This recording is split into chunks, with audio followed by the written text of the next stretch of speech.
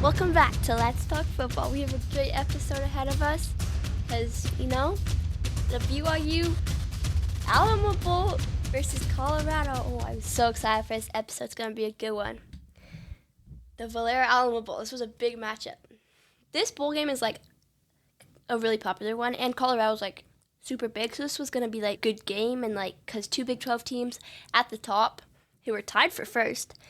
And on Colorado, they have Travis Hunter, who won the Heisman, which is amazing for him. And Shadir Sanders, who won Big 12 Offensive Player. And leading up to the game, everything was about Colorado. Colorado this, Heisman winner this.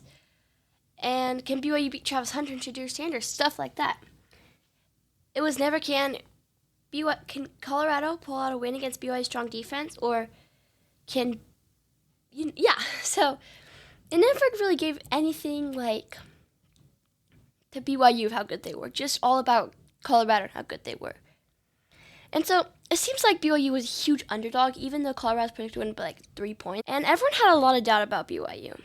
Like, everyone believed Colorado was going to win, and it seemed like no one thought BYU could win. And that just because they have Travis Hunter, who is really good. Like, I'm not saying he's not good. And Shadir Sanders, they're both really good.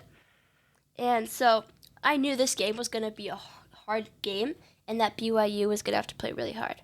So like I was saying, everyone would believe Colorado was going to win, and it seemed like no one thought BYU could win except some probably BYU fans. I mean, some BYU fans might even have been thinking that BYU might not be able to win. But Lee Corso, on College Game Day, he pulled out his famous line and says, "Not so fast, my friend.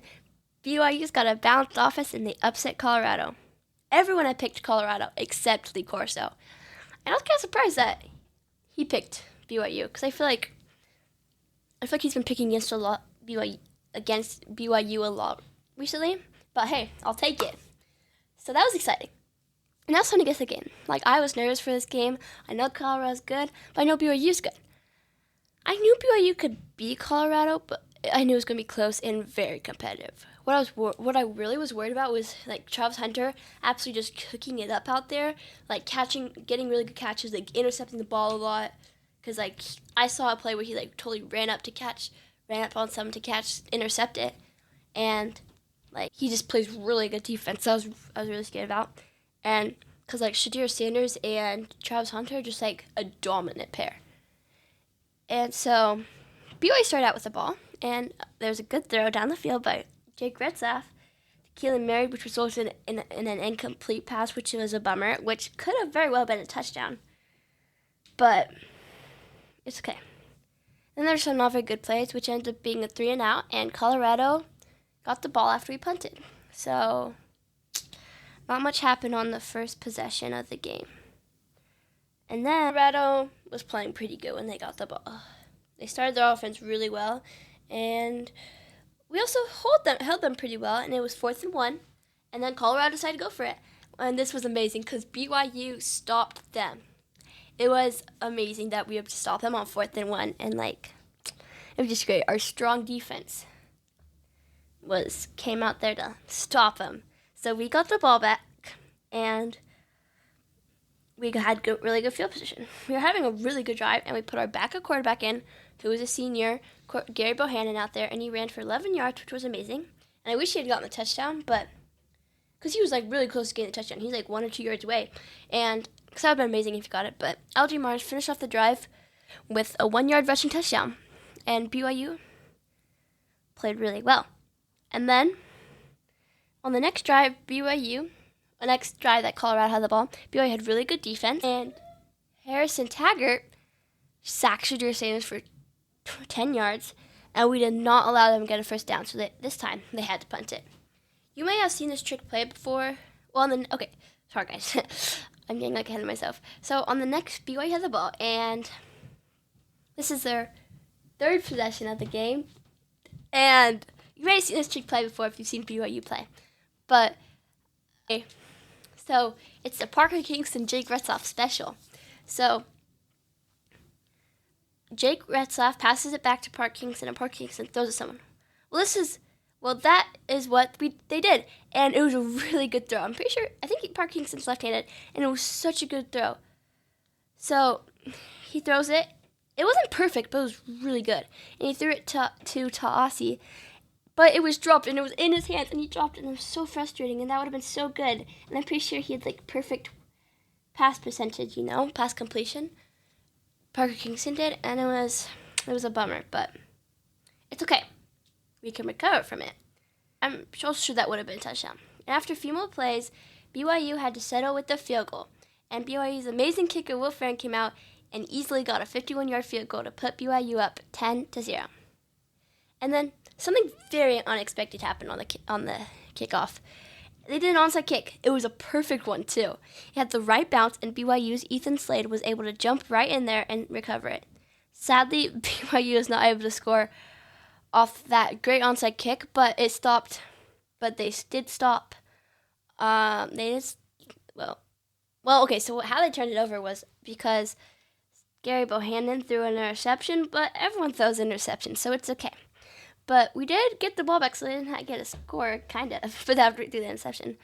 But on the Colorado drive, we saw a glimpse of how Travis Hunter and Shadir Sanders really play. Travis Hunter caught the ball and ran down the field a lot. It was 58 yards and took them down to the BYU 14. It was kind of annoying. I was like, bro, you cannot. If we're going to win, we need to, stop this by Shadir. Stop this run and, stuff by Travis Hunter and, yeah. And I was like, they're in the red zone. They're going to score soon. It's going to be 10-7. But something so unexpected on third down, Shadur was getting pressured, and he kept pushing back, trying to extend the play, so he kept running back a little bit. There were 3 or 4 players from BYU who were trying to sack him, and he was lucky he got out of so many of those. And then finally, Logan Latui sacked Shadur for a loss of 23 yards. It was crazy. He just kept going back and back farther. So Colorado had a field goal, a 48-yard attempt. Will Farron would easily make it, but they missed it, and it was crazy. And BYU was having another good drive on their drive after this, after getting a turnover. And we were getting closer to scoring. But then Jake Retzloff threw an interception, and I'm pretty sure it was in the end zone. The ball was in the end zone, and they got an interception. And it was so annoying when he does that, because there's a game. When we need to win, he threw an interception earlier in the season, and it was bro, stop throwing interceptions. And I was getting the ball back again.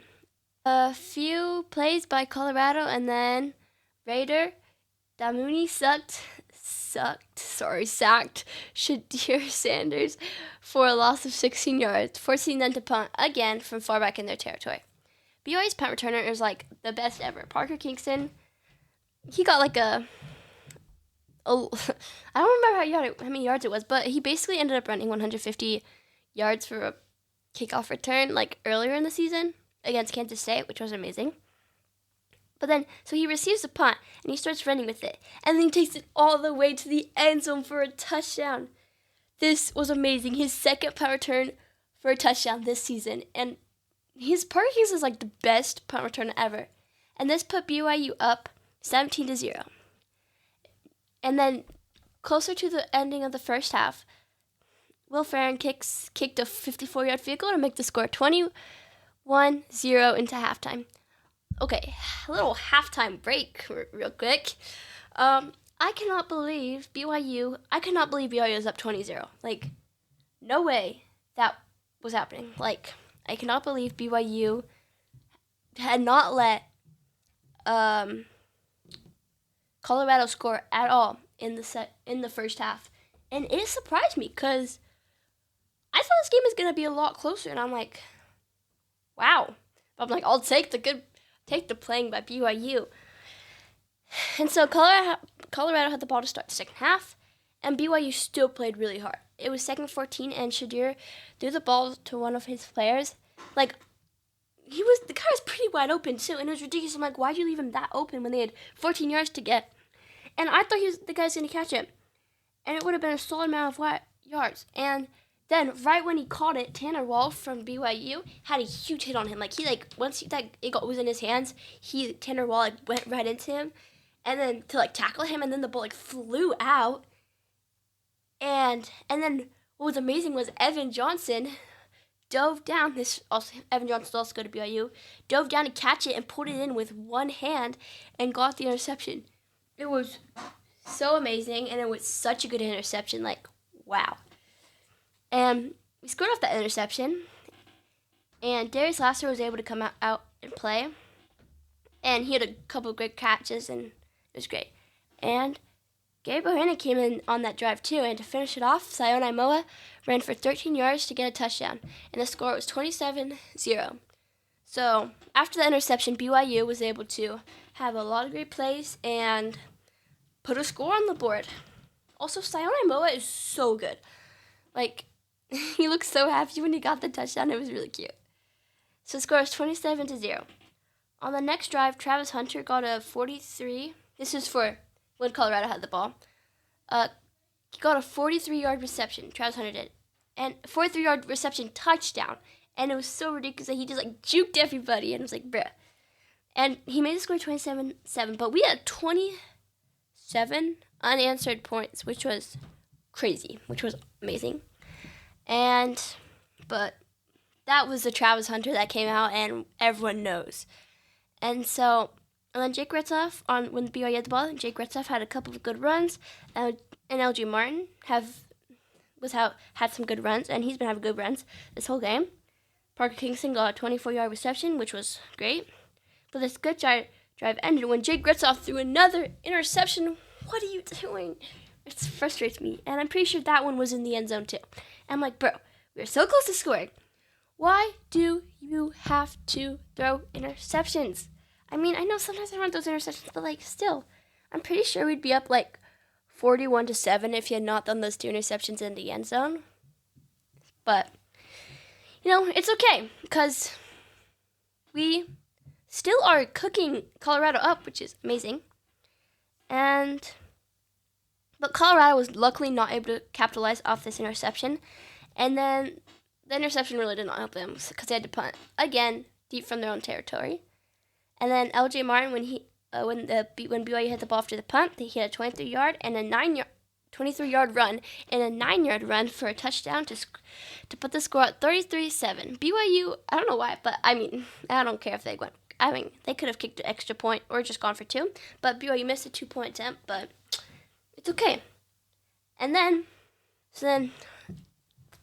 BYU kicked it off to Colorado, and so one of the plays, Shedeur Sanders was throwing the ball, and he threw it. It was on his sideline, and so he threw it, and then I guess maybe it wasn't the best, or maybe he was trying to throw it out. No, he jumped in front of the player who's trying to get it, kind of, and he leaned out on his, so his toes were barely in, and he leaned and dove right in front to intercept the ball, and he was it was right on Colorado's sideline, and Isaiah Klaska did the Deion Sanders dance, and it was really cute. And Isaiah Klaska later said in an interview that when he was growing up, that Deion Sanders was his favorite player, and that's actually, and he felt like he had to do it, especially since it was right in front of the Colorado bench, and I think that's pretty cool. I don't think that's really disrespectful because it shows how much Isaiah Glasper looks up to Coach Prime and how he had a big impact on him. And so BYU scored a field goal after the interception to make the score 36-7. Colorado went on to score another touchdown on their final drive of the game. Gary Bohannon ended the game with the Funies. That was it. 36-14. BYU won the Alamo Bowl and silenced all the people who had doubted them. Even the ESPN announcers were making it all about Colorado. And everyone was tired of hearing about Colorado. Because if you joined in on the game, you would have thought that Colorado was destroying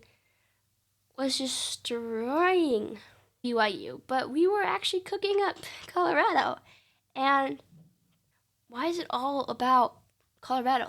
Come on, guys. Have you ever heard of BYU? Because BYU is amazing. They're the one who actually destroyed Colorado.